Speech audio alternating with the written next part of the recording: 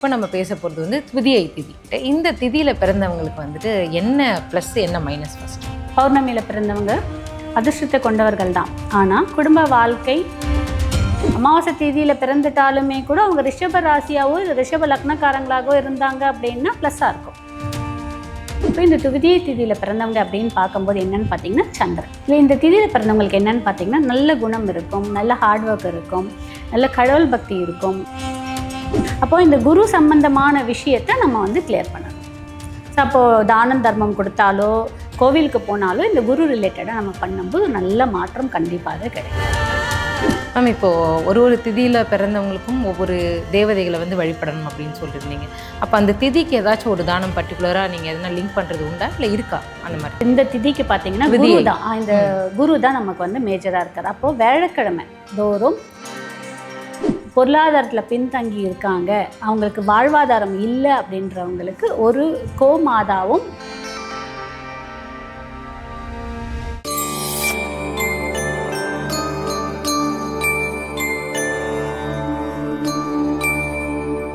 Temple express நேயர்கள் அனைவருக்கும் வணக்கம். இன்றைக்கி நம்ம கூட நட்சத்திர ஆய்வாளர் கஜலட்சுமி மேம் இருக்காங்க. வணக்கம் மேம். வணக்கம் மேம். இப்போ நம்ம திதிகள் பற்றின ஒரு சீரீஸ் போயிட்டுருக்கோம். அதில் வந்துட்டு நிறைய திதிகள் அப்படியே ஆர்டராக பார்க்கும்பொழுது இப்போ நம்ம பேச போகிறது வந்து துதியை திதி. இந்த துதியை அப்படின்னு சொல்லும்பொழுதே நமக்கு டங் ட்விஸ்டர் மாதிரி தான் லைட்டாக இருக்குது. அது திருதியையா இல்லை துதியையா அப்படின்ட்டு துதியை அப்படின்னு சொல்லிட்டு இந்த திதியில் பிறந்தவங்களுக்கு வந்துட்டு என்ன ப்ளஸ் என்ன மைனஸ் ஃபஸ்ட்? முதல்ல இந்த திதி வந்து இரண்டாவதாக வரக்கூடிய திதி, பிரதமைக்கு அப்புறம். ஆமாம். ரெண்டாவது, ஒவ்வொரு திதியுமே நமக்கு வந்து நீர் தத்துவத்தை சொல்லக்கூடிய விஷயமாக நம்ம எல்லாருக்குமே தெரியும். அமாவாசையில் பிறந்தவங்க முன்னோர்களுக்கு நம்ம திதி தர்ப்பணம் சரியாக கொடுக்காம பிறந்தவர்களாக சொல்லப்படுது. பௌர்ணமியில் பிறந்தவங்க அதிர்ஷ்டத்தை கொண்டவர்கள் தான். ஆனால் குடும்ப வாழ்க்கை சில விஷயங்கள் அவங்களுக்கு சரியாக அமையாத இருக்குது. ஏன் அப்படின்னா அமாவாசை முழு இருட்டு, பௌர்ணமி முழு வெளிச்சம். இருந்தாலும் இது எல்லாமே எல்லாருக்கும் பொருந்துமான கிடையாது. ஏன்னா அந்த சந்திரன் எங்கே அமர்றாங்கன்றதை பொறுத்து இருக்குது. இப்போ இந்த சந்திரன் அமாவாசை தேதியில் பிறந்துட்டாலுமே கூட அவங்க ரிஷப ராசியாவோ ரிஷப லக்னக்காரங்களாகவோ இருந்தாங்க அப்படின்னா ப்ளஸ்ஸாக இருக்கும். இல்லை கடகராசி கடக லக்னக்காரங்களாக இருந்தாங்கன்னா ப்ளஸ்ஸாக இருக்கும். இதுவே பௌர்ணமி தேதியில் பிறந்தவங்க அப்படின்னும் போதுன்னு வச்சுக்கோங்களேன், நெகட்டிவ் ஆஸ்பெக்டில் இருக்கக்கூடிய நீங்கள் துலாம் வீட்டில் பிறந்துட்டாங்க, அப்படி துலாம் லக்னமோ துலாம் ராசியாக பிறந்தாங்க அப்படின்னா அது நெகட்டிவ் ஆஸ்பெக்ட் தான். உங்களுக்கு அதுக்கான முழு பலனும் அனுபவிக்க முடியாது. இப்போ இந்த மாதிரிலாம் கேட்கும்பொழுது மன உளைச்சலுக்கு ஆளாக மாட்டோம். இல்லை, மன உளைச்சல் ஒன்றுமே இல்லை. நம்ம ஒரு நல்ல ஜோதிடர்கிட்ட நம்மளோட ஜாதகத்தை காமிச்சு, ஆக்சுவலாக எப்பயுமே என்ன சொல்லுவேன்னா, எல்லாம் நடந்து முடிஞ்சதுக்கப்புறம் ஜாதகம் பார்க்குறதுக்கு பதிலாக நம்மளுடைய குழந்தைங்களை முன்னாடியெல்லாம் இந்த அளவுக்கு இந்த ஜாதகம் இந்த ஜோதிடம் இப்போ நிறைய சோஷியல் மீடியாவில் வருது. பட் அதுக்கு முன்னாடியெல்லாம் நமக்கு கிடையாது. ஏதோ கோவில் பக்கமான விஷயம், கோவில் பக்கத்தில் ஏதாவது ஜோதிடர் உட்காந்துருப்பாங்க, அவங்கக்கிட்ட போய் காமிப்பாங்க. அவங்க அந்த புக்கை பார்த்துட்டு கட்டத்தில் என்ன அவங்க அந்த தசா புத்தியோ என்ன நடக்குது அதெல்லாம் பார்க்க மாட்டாங்க. கட்டத்தில் வந்து எந்தெந்த கட்டத்தில் எந்தெந்த கிரகம் சேர்ந்துருக்கு அதை பார்த்துட்டு, அந்த டிகிரிலாம் கூட பார்க்க மாட்டாங்க. அவங்க எந்தோடைய பார்வையில் இருக்கலாம் கூட பார்க்க மாட்டாங்க. இதை பார்த்துட்டு ஓரளவுக்கு இது ஓகே அது ஓகேன்னு சொல்லி அனுப்பிச்சிடுறாங்க. அதை பேஸ் பண்ணி பண்ணிடுவாங்க. நான் முக்கியமாக ஜாதகம் யாரெல்லாம் பார்க்கணும், எதற்காக பார்க்கணுன்றதை முதல்ல சொல்லிடுறேன். என்ன அப்படின்னு பார்த்தீங்கன்னா, முதல்ல நீங்கள் என்ன நட்சத்திரத்தில் பிறந்தீங்க, முதல்ல என்ன லக்னத்தில் பிறந்தீங்க முதல்ல தெரிஞ்சுக்கோங்க. அதுக்கப்புறம் என்ன நட்சத்திரத்தில் பிறந்தீங்கன்னு தெரிஞ்சுக்கோங்க. பாதம் ரெண்டுமே முக்கியம். அதற்கப்புறம் நீங்கள் என்ன திதியில் பிறந்தீங்கன்னு தெரிஞ்சுக்கோங்க. நீங்கள் வந்து என்ன நாம யோகத்தில் பிறந்தீங்கன்னு தெரிஞ்சுக்கோங்க. இதை தெரிஞ்சுக்கோங்க. முதல்ல இது பேசிக் ரூல். எதையோ நம்ம தெரிஞ்சுக்கிறோம், இதை தெரிஞ்சுக்கோங்க. நம்ம எதற்காக வந்திருக்கோம், என்ன கர்மாக்காக வந்திருக்கோம், எதை அனுபவிக்கிறதுக்காக வந்திருக்கோம், எதை கழிப்பதற்காக வந்திருக்கோம், அதெல்லாம் தெரிஞ்சுக்கோங்க. அதற்கப்புறம் ஒரு குழந்தைங்க படிக்க வைக்க போகிறீங்கன்னா முதல்லையே குழந்தைங்க ஒரு 5ஆவதோ 6ஆவதோ இருக்க காலகட்டத்திலேயே அந்த குழந்தைங்களோட ஜாதகத்தை ஒரு ஜோதிடர்கிட்ட கொடுத்து, அந்த குழந்தைங்களோட வாழ்க்கை எப்போல்லாம் ஸ்ட்ரகிளிங்காக இருக்கும், எப்போ நல்லா இருக்கும், எப்போ ஸ்ட்ரகிள் பண்ணும்போது நம்ம எந்த மாதிரி சப்போர்ட் கொடுக்கணும், என்ன படிக்க வைக்கலாம், அந்த விஷயம் எல்லாமே தெரிஞ்சுக்கோங்க. என்ன பண்ணுற ரூட்டை முன்னாலே தெரிஞ்சுக்கிறது. என்ன பண்ணுறாங்க பேரண்ட்ஸ் அப்படின்னா, குழந்தைங்களுக்கு 1 lakh 2 lakh ஸ்பெண்ட் பண்ணி கூட ஸ்கூலில் அட்மிஷன் போட்டு படிக்க வைப்பாங்களாம். ஆனால் ஒரு ஜோதிடர்கிட்டையோ இல்லை ஒரு விஷயத்தையோ காமிச்சு இந்த குழந்தைங்களுக்கு எப்படி இருக்கும்ன்றது தெரிஞ்சுக்க மாட்டாங்களாம். அப்படி தான் இருக்குது. அப்புறம் அந்த குழந்தைக்கு வருமா வராதான் தெரிஞ்சுட்டு நீங்கள் அந்த படிப்பை போடுறது எப்படி இருக்குது, இல்லை அந்த குழந்தைக்கு வராத ஒரு விஷயத்தை திணிச்சு போட்டுட்டு நீங்கள் 2 லட்சம் செலவு பண்ணி போட்டு உங்களுக்கும் ப்ரெஷரு, அந்த குழந்தைக்கும் ப்ரெஷரு, பணத்தையும் விரயம், நேரம் விரயம், எல்லாமே விரயம். அதுக்கு நான் படிக்க வைக்க வேண்டாம்னு சொல்லலை, என்ன வரும் தெரிஞ்சு பண்ணலாம். சில குழந்தைங்களுக்கு ஸ்போர்ட்ஸ் ஆக்டிவிட்டீஸ் நல்லாயிருக்கும். இப்போ பேசிக் ஸ்டடீஸ் கொடுத்துக்கிட்டே அப்படியே வந்துட்டு ஸ்போர்ட்ஸில் இம்பார்ட்டன்ஸ் கொடுங்க. சில குழந்தைங்களுக்கு கலை ஆக்டிவிட்டீஸ் நல்லாயிருக்கும், அப்போ அந்த பேசிக் ஸ்டடீஸை கொடுத்துக்கிட்டே அதை பண்ணுங்க. சில குழந்தைங்களுக்கு இது எதுவுமே வராது, ஸ்டடீஸ் தான் வரும், அப்போ அந்த குழந்தைங்களுக்கு அதை கொடுங்க. ஸோ அதை முதல்ல தெரிஞ்சுக்கிட்டு பண்ணும்போது நல்லாயிருக்கும். ஃபஸ்ட்டு நம்ம அப்போவே அதை பார்த்துட்டோம் அப்படின்னா எந்தெந்த ஸ்டேஜில் எது வரும். அதே மாதிரி ஒரு தசை ஆரம்பிக்கும் போதே ஜோதிடம் பார்த்துடணும். உங்கள் வீட்டு பக்கத்தில் ஒரு ஜோதிடர் உங்களுக்குன்னு வச்சுக்கோங்க. உங்களுக்குன்னு ஒரு ஃபேமிலி டாக்டர் வச்சுருக்கிறோம், ஒரு ஃபேமிலி அட்வொகேட் வச்சுருக்கோம், ஒரு ஃபேமிலி ஜோதிடர் வச்சுக்கோங்க, பார்த்துக்கோங்க. ஒரு தசை முடிகிற டைம்லேயும் பார்த்துக்கோங்க. அப்போ தான் கரெக்டான ஒரு வளைவு சொல்லிவில் எங்கேயும் போய் லாக் ஆக மாட்டோம், எங்கேயும் போய் விழ மாட்டோம். இதுதான் இப்போ இந்த துவிதியை திதியில் பிறந்தவங்க அப்படின்னு பார்க்கும்போது என்னென்னு பார்த்தீங்கன்னா சந்திரன், அக்னி, கிருஷ்ணர், இவங்கெல்லாம் வந்து தேவதை, அதிதேவதை, கடவுள், இவங்க எல்லாருமே வருவாங்க. இல்லை இந்த திதியில் பிறந்தவங்களுக்கு என்னென்னு பார்த்தீங்கன்னா நல்ல குணம் இருக்கும், நல்ல ஹார்ட் ஒர்க் இருக்கும், நல்ல கடவுள் பக்தி இருக்கும், நல்ல கடவுளுக்காக தொண்டு செய்யக்கூடிய விஷயமாக இருக்கும். நிறைய பேர் இந்த கோவிலெல்லாம் நிறைய தொண்டெல்லாம் செய்கிறாங்க பார்த்தீங்களா, வேலை பார்க்குறது, இந்த சில க்ளீனிங் ஒர்க், இதெல்லாமே இந்த திதியில் பிறந்தவங்களாக இருப்பாங்க. ஆனால் இவங்க நிறைய கர்மாவை கழிக்கிறதுக்காக பிறந்தவர்களே தான். நிறைய ஸ்ட்ரகிளிங் இருக்கும். இவங்களுக்கு பர்ஃபெக்டாக ஃபேமிலி லைஃப்பும் அமையாது. இவங்களுக்கு பர்ஃபெக்டாக ஒரு கைட் பண்ணுறதுக்கு ஆள் இருக்க மாட்டாங்க. உங்களுக்கு பர்ஃபெக்டாக ஒரு குடும்பம், மனைவி, இந்த மாதிரி ஒரு விஷயம் கூட பர்ஃபெக்டாக அமையாது. ஓகே, எல்லாமே கொஞ்சம் ஸ்ட்ரகிளிங், கண்டிப்பாக ஸ்ட்ரகிளிங் இருக்கும். அதுலேயும் முக்கியமாக ஏன் அந்த ஸ்ட்ரகிளிங் இருக்கும் அப்படின்னு பார்த்தீங்கன்னா, இவங்க இந்த திதியில் பிறந்தவங்களுக்கு 9ஆம் வீடும் 12ஆம் வீடும் முடக்கு. ஆமாம், அந்த கட்டம் வந்து இயங்காது. ஓகே, நான் தான் சொன்னேன், அமாவாசை திதியிலையும் பௌர்ணமி திதியில் பிறந்தவங்களுக்கு திதி சூனியம் கிடையாது வீடு. ஆனால் பிரதமையில் ஆரம்பித்து நமக்கு ஒவ்வொரு இதுக்குமே ஒவ்வொரு இருக்கு. அது மாதிரி இந்த திதியில் பிறந்தவங்களுக்கு 9ஆம் வீடும் 12ஆம் வீடும் திதி சூன்யமாக மாறிடும் அந்த ஹவுஸ். அப்போ தனுஷும் மீனமும் முடக்கு. ஓஹோ, திதி சூன்யம். இப்போ இந்த 2 வீடும் வந்துட்டு நீங்கள் ஜாதகம் குருவோட இது.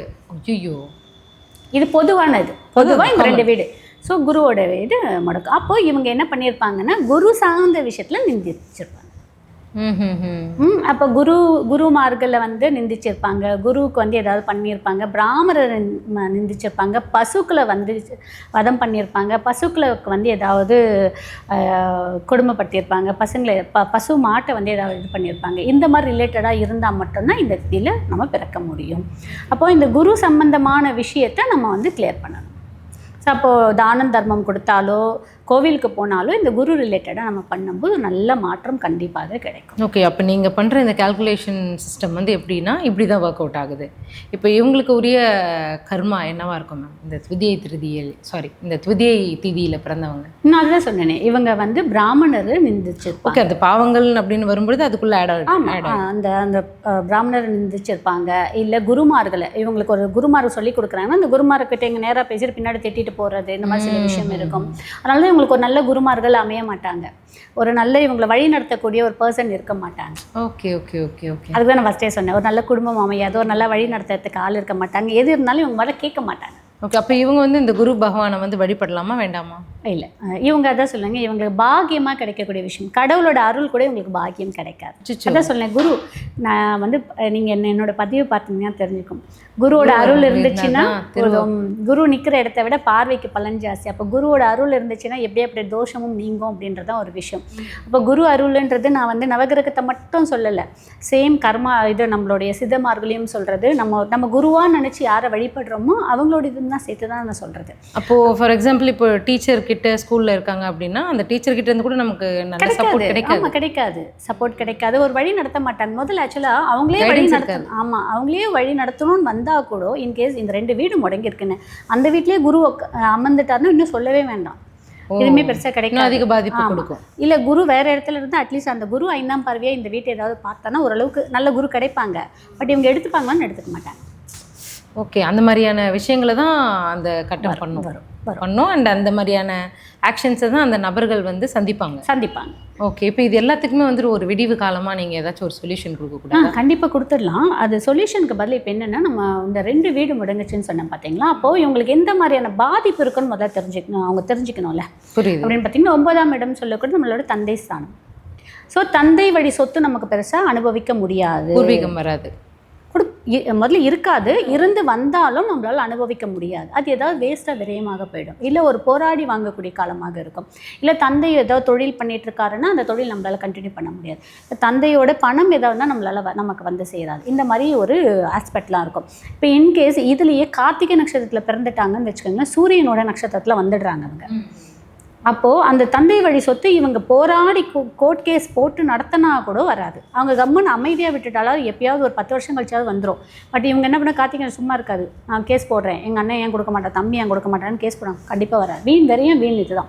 ஸோ இதெல்லாம் கனெக்டிவிட்டி தான் இந்த மாதிரி. இப்போது இவங்க இந்த தந்தையால் ஏற்படக்கூடிய விஷயம், தந்தை பந்தங்கள், முன்னோர்களுடையது, நமக்கு கிடைக்கக்கூடிய ஆசைகள், இந்த விஷயம்லாம். 2வது இவர் தந்தை ஆகிறதுலையுமே டிலே ஆகும். ஐயோ, அந்த 9ஆம் இடம் எல்லாமே தந்தை ஆகணும்ல, அதுலயுமே டிலே ஆகும். தந்தைன்ற அந்த ஒரு விஷயம் இருக்கு அப்படின்னா அதை சார்ந்த எல்லா விஷயங்களுமே டிலே ஆகும். ஓகேங்களா. அதே மாதிரி 12ஆம் இடம். 12ஆம் இடம் எதை சார்ந்தது? 12ஆம் இடம் மைனஸ் சயனத்தை நம்ம சொல்லக்கூடிய ஒரு விஷயம். நம்ம டே ஃபுல்லாக உழைச்சிட்டு நைட்டு போய் நிம்மதியாக தூங்கி எழுந்திரிச்சா தான் மறுநாள் பண்ண முடியும்.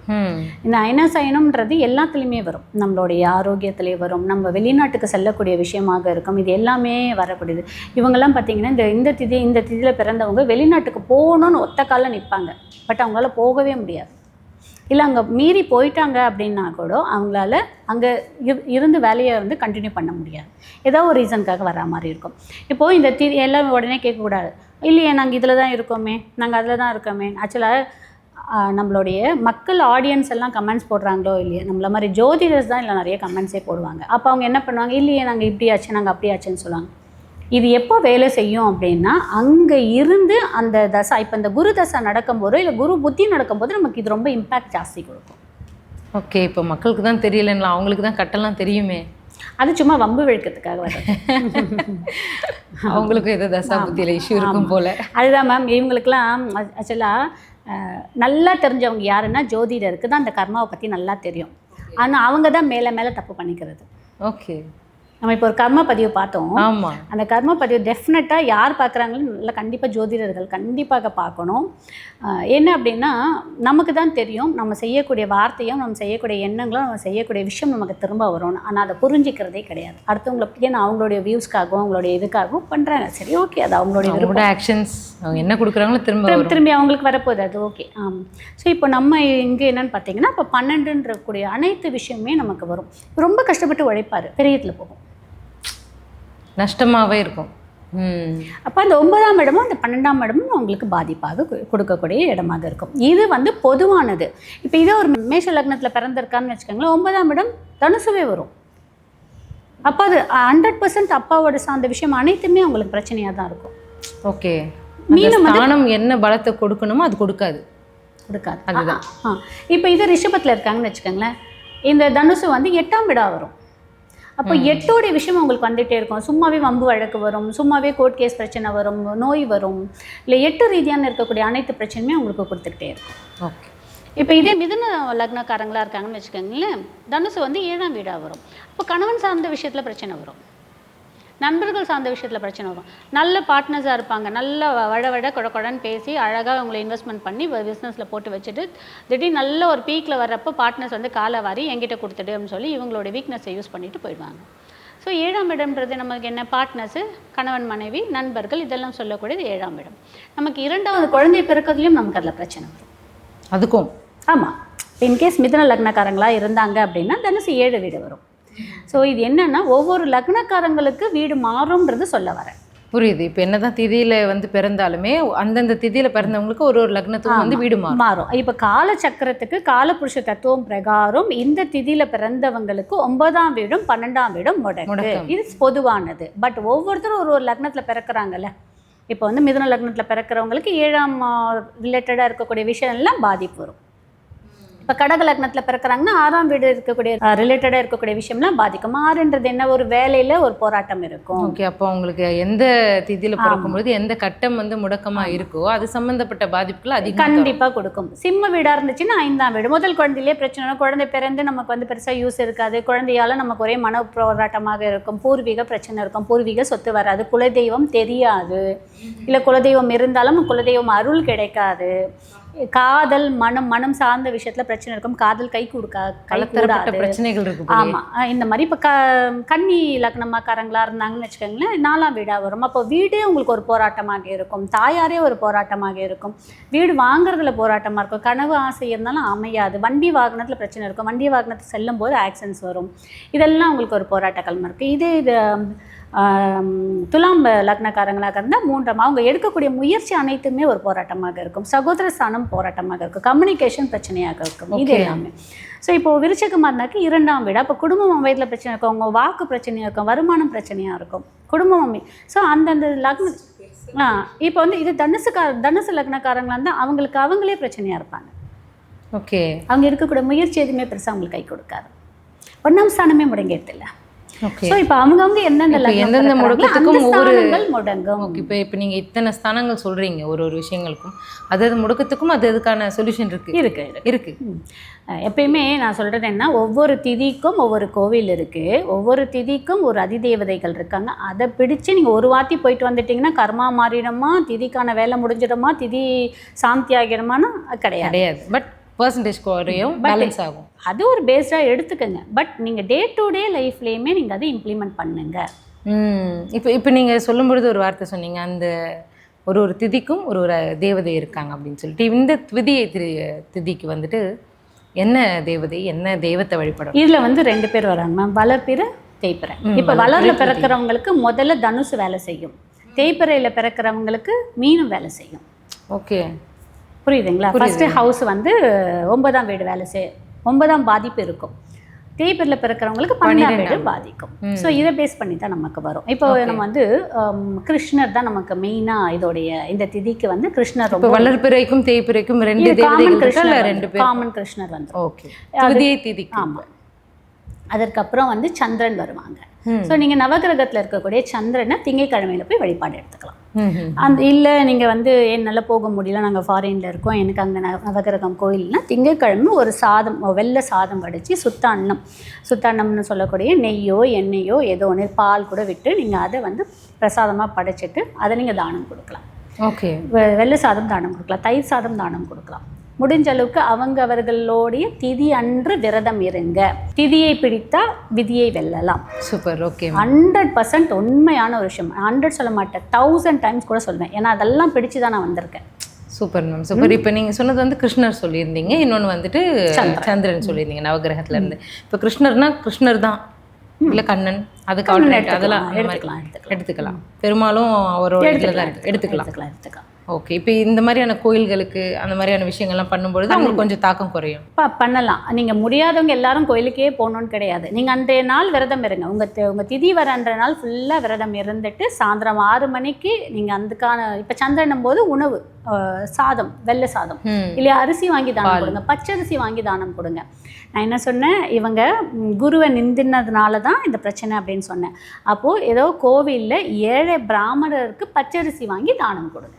ஓகே, நம்ம எதில் வந்துட்டு நமக்கு மைனஸோ அதை நம்ம ப்ளஸ் ஆகணும், அப்படிங்கிற விஷயம். நிறைய கோவிலில் பார்த்தீங்கன்னா நிறைய பிராமணர்கள், ஏழை பிராமணர்கள் தட்டில் போடுற வருமானம் மட்டும்தான் அவங்களுக்கு, அதுவுமே அவங்களுக்கு பெருசாக வரலை. இங்கேயுமே நான் பல தடவை சொல்லியிருக்கேன், பல வீடியோவில் நான் சொல்லியிருக்கேன், இங்கே சவுகார்பேட்டில் இருக்கக்கூடிய குமரக்கோட்டம், அந்த கோட்டத்திலுமே முருகன் கோவில் தான் சொன்னீங்க. அந்த கோவில்ல பாத்தீங்கன்னா கந்தக்கோட்டமையில குமரக்கோட்டம் என்எஸ்சி போஸ்டோட உள்ள இருக்கு. ரொம்ப சக்தி வாய்ந்த கோவிலுங்க. பணம் யாருக்கு தேவை, பணம் எனக்கு வருமானம், சரியான ஒரு வருமானம்லாம் அந்த கோயிலுக்கு போயிட்டு வாங்க. முருகன் கோயில் செவ்வாய்க்கிழமை போயிட்டு வாங்க. நீங்க முடிஞ்சா டெய்லி போறதுக்கு பக்கத்துல இருந்தீங்கன்னா போங்க, இல்லைன்னா வாரத்துல ஒரு முறையா போயிட்டு வாங்க, அந்த கோவிலுக்கு போயிட்டு வாங்க, உங்களுக்கு மணி ஃப்ளோ ஓரளவுக்கு வரும். ஸோ அந்த கோவிலில் நிறைய பிராமணர்ஸ் இருக்காங்க, வருமானம் பெருசாக இல்லாமல் இருக்காங்க, அவங்களுக்கெல்லாம் நீங்கள் கொடுங்க. அப்போ அப்போ பச்சரிசி வாங்கி கொண்டு போய் கொடுங்க. உங்கள் திதி அன்னைக்கு விரதம் இருந்துட்டு அவங்களுக்கு அந்த பச்சரிசி தானம் கொடுத்துட்டு அதுக்கப்புறம் நீங்கள் உணவு எடுத்துக்கங்க. கண்டிப்பாக ஒரு மாற்றம் இருக்கும். மேம், இப்போது ஒரு திதியில் பிறந்தவங்களுக்கும் ஒவ்வொரு தேவதைகளை வந்து வழிபடணும் அப்படின்னு சொல்லியிருந்தீங்க. அப்போ அந்த திதிக்கு ஏதாச்சும் ஒரு தானம் பர்டிகுலராக நீங்கள் எதனா லிங்க் பண்ணுறது உண்டா, இல்லை இருக்கா அந்த மாதிரி? நம்ம இந்த இந்த இந்த திதிக்கு பார்த்தீங்கன்னா குரு தான், இந்த குரு தான் நமக்கு வந்து மேஜராக இருக்கார். அப்போது வியாழக்கிழமை தோறும் பசுமாட்டுக்கு ஏதாவது தானம் கொடுங்க. ஸோ பசுமாட்டுக்கு தானம் கொடுக்கும்போது, ஏன்னா இந்த திதியில் பிறந்தவங்க பசுவையும் நந்திச்சிருக்காங்க. ஓஹோ. ஸோ அதனால தான் நமக்கு அந்த திதியில் பிறந்திருக்கோம். அந்த பசுமாட்டுக்கு ஏதாவது உணவு தானம் கொடுங்க. சில கோவிலெல்லாம் கோசாலை வச்சுருக்காங்க, அங்கே நீங்கள் உணவு வாங்கிட்டு போய் கொடுங்க. யார் கையிலையுமே நீங்கள் வந்து பணமாவோ இல்லை அந்த மாட்டுக்கு தானம் நீங்களே வாங்கி கொடுங்கன்னு பணம் கொடுக்காதீங்க. நீங்கள் கையோட பொருட்களை வாங்கிட்டு போய் அந்த கோசாலையில் கொடுங்க. Okay okay. தவிடோ புண்ணாக்கோ என்னவோ அதை வாங்கிட்டு போய் கொடுக்கும்போது இன்னும் நல்ல ஒரு பலனை கொடுக்கும். முடிஞ்சால் நீங்களே இந்த கீரையே வாங்கிட்டு போய் திணிக்காதீங்க. வாழைப்பழம் கொடுங்க.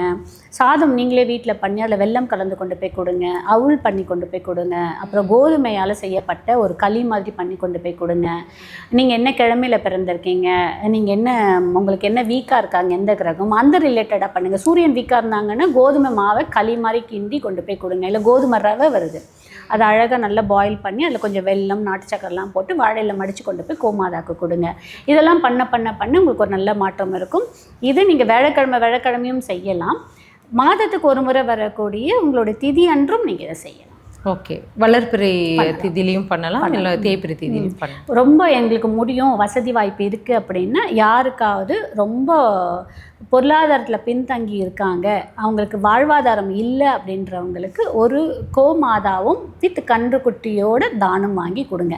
அதில் அவங்க பால் கறந்து அவங்களுடைய ஜீவனத்தை பண்ணிக்கிறதுக்கு, அவங்களோட சர்வைவலுக்கு இது யூஸ்ஃபுல்லாக இருந்துச்சுன்னா நமக்கு அது சூப்பராக இருக்கும். உங்களுக்கு ஒரு வாழ்க்கை இன்னும் நல்லா பிரகாசமாக. சூப்பர் மேம், ரொம்ப ரொம்ப ஒரு அருமையான தகவலை. திதியை பிடித்தால் விதியை வெல்லலாம் அப்படின்னு அழகாக சொல்லியிருந்தீங்க. ரொம்ப ரொம்ப நன்றி. தேங்க்யூ.